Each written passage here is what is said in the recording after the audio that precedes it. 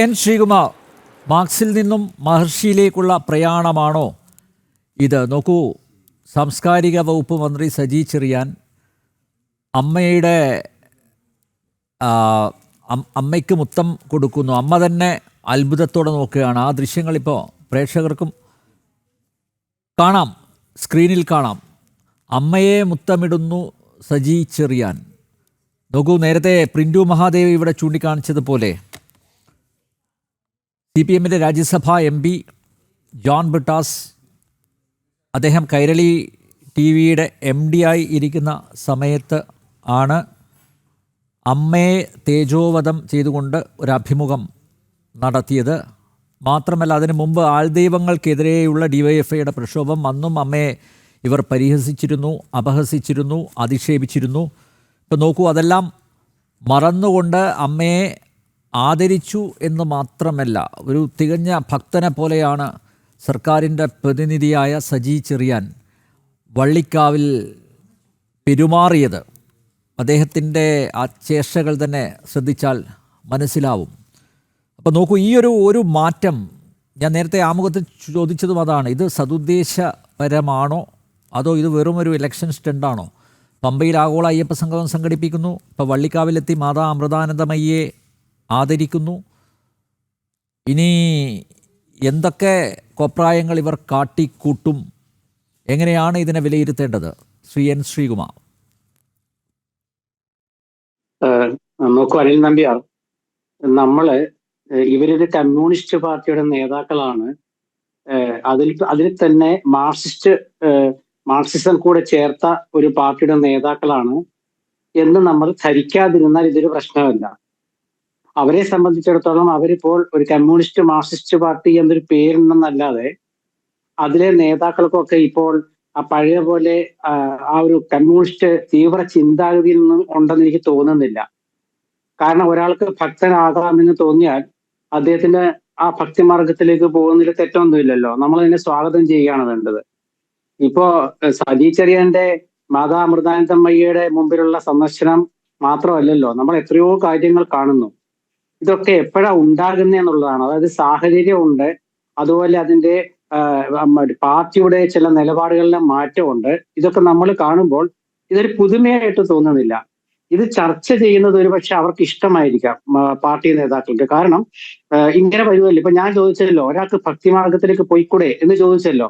അപ്പൊ അതുപോലെ അവർ അങ്ങനെ ആഗ്രഹിക്കുന്നുണ്ടാകാം. കാരണം CPM നേതാക്കള് പഴയ കാലത്തെ പറഞ്ഞതെല്ലാം മറന്നുകൊണ്ട് അവര് സാധാരണ ഒരു ശരാശരി മനുഷ്യന്റെ ഭക്തിയിലേക്കൊക്കെ തിരിച്ചു വരുന്നു എന്നൊരു തോന്നലൊക്കെ ഉണ്ടാക്കാൻ ആഗ്രഹിക്കുന്നുണ്ടാകാം. പക്ഷെ ഇതിലത്തെ ഒരു രാഷ്ട്രീയമുണ്ട്. നമ്മളെ രാഷ്ട്രീയമാണ് ഇവിടെ ചർച്ച ചെയ്യാൻ ഞാൻ ഉദ്ദേശിക്കുന്നത്. അതായത് ഇപ്പൊ ശ്രീ നമ്പ്യാർ പറഞ്ഞല്ലോ അയ്യപ്പ സംഗമത്തെ കുറിച്ച്. അയ്യപ്പ സംഗമം നടത്തിയ ശേഷം പാർട്ടി ഇതുവരെ അതുമായി ബന്ധപ്പെട്ട ഒരു രേഖയും പൊതുസമൂഹത്തിൽ വരാതിരിക്കാൻ ശ്രദ്ധിച്ചിട്ടുണ്ട്. കാരണം അയ്യപ്പ സംഗമത്തിന്റെ തീരുമാനം എന്താണ്? അവിടെ ഒരു 18 പേരെ എത്രയോ ഒരു സമിതിയെ തിരഞ്ഞെടുത്തു. ഈ 18ന്റെ കണക്ക് എന്താണെന്ന് എനിക്ക് മനസ്സിലാവുന്നില്ല. പക്ഷേ ശ്രീകുമാർ ജി, ഒരാഴ്ചയായി. അതെ, ഞാൻ പറഞ്ഞത് അവർ 18 പേരെ തിരഞ്ഞെടുത്തതെന്നാണെന്ന് പറഞ്ഞത്. അത് കൂട്ടിയത് എനിക്കറിയില്ല. ആ 18 പേരാണെങ്കിൽ എന്ത് ഈ 18ന്റെ കണക്ക് എന്താണെന്ന് ആലോചിച്ചപ്പോഴാണ് ഈ 18ാം പടി എന്നൊക്കെ ഉള്ളൊരു സങ്കല്പം ഉണ്ടല്ലോ.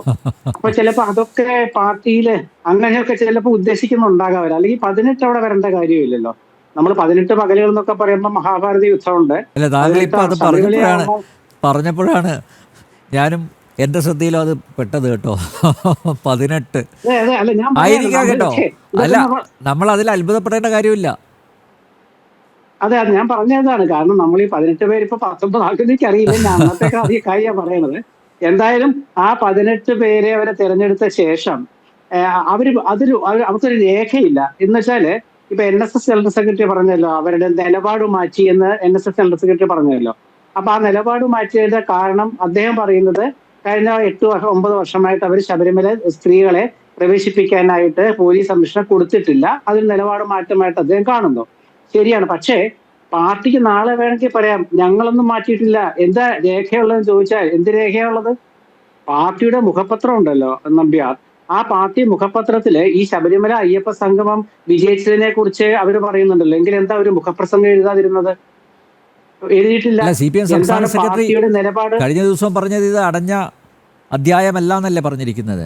അദ്ദേഹം ഇങ്ങനെ ഉരുണ്ട് കളിക്കുകയാണ്. അതെ, അടഞ്ഞ അധ്യായം, കഴിഞ്ഞ അല്ല അധ്യായം, അതിൽ തന്നെ അടഞ്ഞ അധ്യായം അല്ല.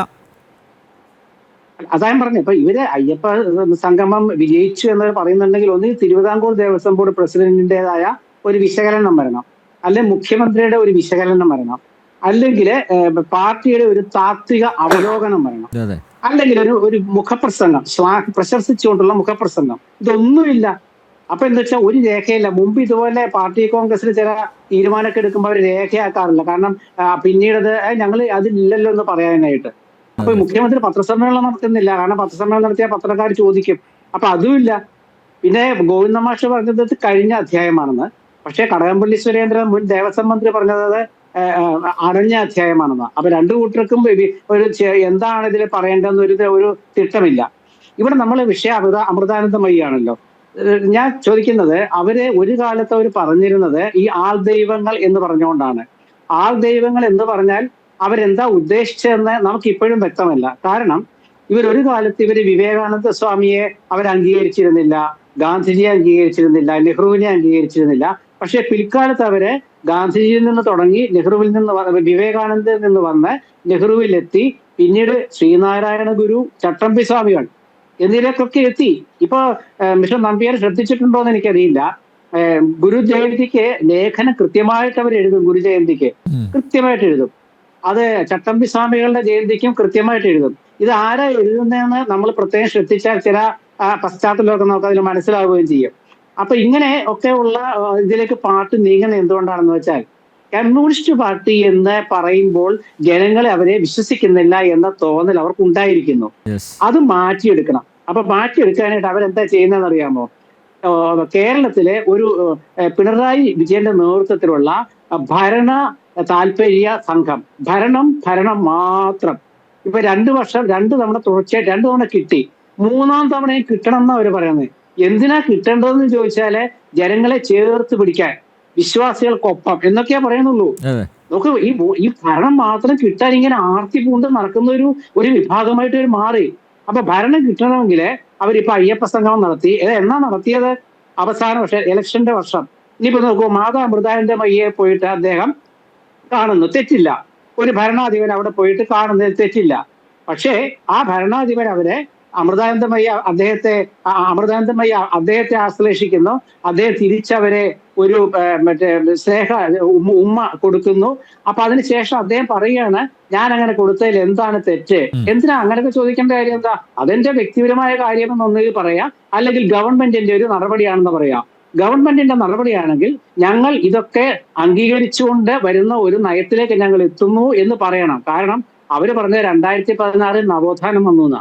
അപ്പൊ നവോത്ഥാനം വന്നപ്പോ അവര് പറഞ്ഞത് ഒരുപാട് കാര്യങ്ങൾ മാറ്റണം, 4 വോട്ടിന് വേണ്ടി ഞങ്ങള് നിലപാട് മാറ്റില്ലെന്നാണ് മുഖ്യമന്ത്രി പറഞ്ഞത്. അപ്പൊ നവോത്ഥാന കാലത്ത് ഇവര് പോകുന്നത് ഭക്തിമാർഗത്തിലേക്കാണ്. അപ്പൊ ഇവിടെ വിഷയം എന്താണെന്ന് വെച്ചാല്, മുമ്പ് ഞാൻ ഒരു കാര്യം പറയാം. പഴയ കാലമല്ല, കുറച്ചു കാലം മുമ്പ് AK ആന്റണി മുഖ്യമന്ത്രി ആയിരിക്കും. ഞാൻ മുമ്പ് പറഞ്ഞിട്ടുള്ളതാണ്, എന്നാലും ഓർമ്മിപ്പിക്കാം. മുഖ്യമന്ത്രി ആയിരിക്കുമ്പോഴേ അദ്ദേഹം ഒരു തീരുമാനം എടുത്തിരുന്നു. അതായത് ജനങ്ങൾ അംഗീകരിക്കുന്ന വ്യക്തികൾ ആരാണോ അവരെ നമ്മൾ ആദരിക്കണം. അന്ന് ഇവർ ആന്റണിയെ പരിഹസിച്ചു. കാരണം എന്താ വെച്ചാൽ, കാഞ്ചി മഠാധിപതി തിരുവനന്തപുരത്ത് എത്തിയപ്പോൾ അദ്ദേഹം ഒരു പീഠത്തിലാണ് ഇരിക്കുക. അപ്പൊ ആന്റണി എന്ത് ചെയ്യുന്ന വെച്ചാൽ, അദ്ദേഹം മുഖ്യമന്ത്രിയാണ്. അദ്ദേഹം ആ എളിമ കാണിച്ച് അദ്ദേഹം ആ പീഠത്തിന്റെ ഒപ്പം ഇരിക്കാതെ അദ്ദേഹം നിലത്ത് ചമ്ര പടഞ്ഞിരുന്നു.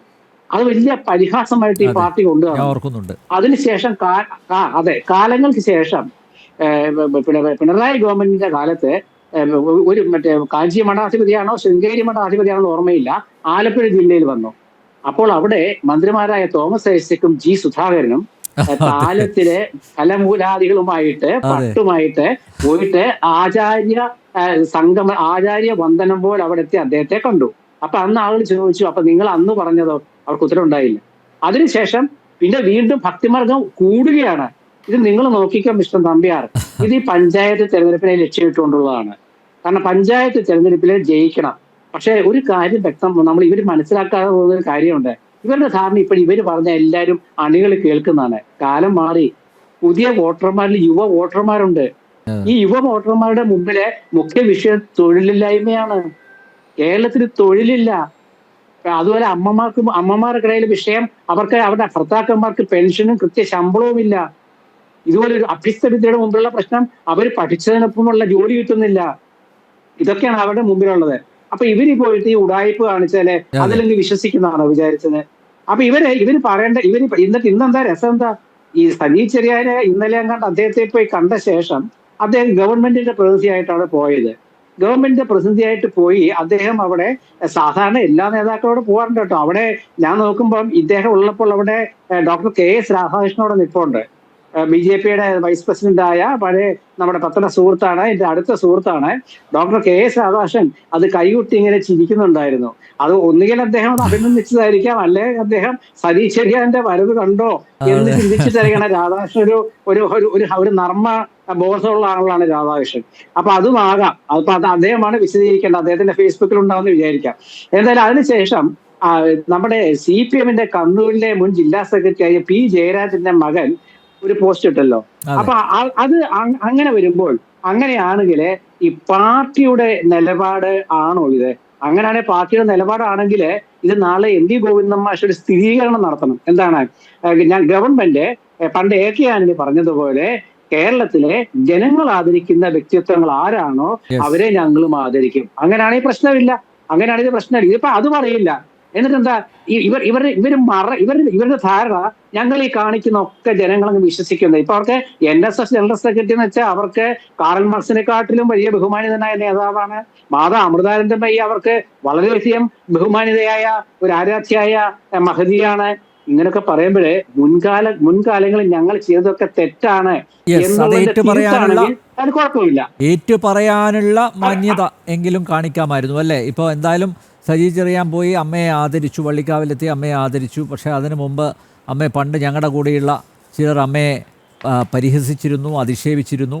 അപ്പോൾ നമുക്കങ്ങനെ ഒരു തെറ്റുപറ്റിപ്പോയി. എന്തായാലും ഞങ്ങളുടെ ആദരവ് സ്വീകരിക്കണം. അങ്ങനെ ഒരു മാന്യതയെങ്കിലും, അങ്ങനെ പറഞ്ഞൊരു മാന്യതയെങ്കിലും കാണിക്കാമായിരുന്നു. യെസ്.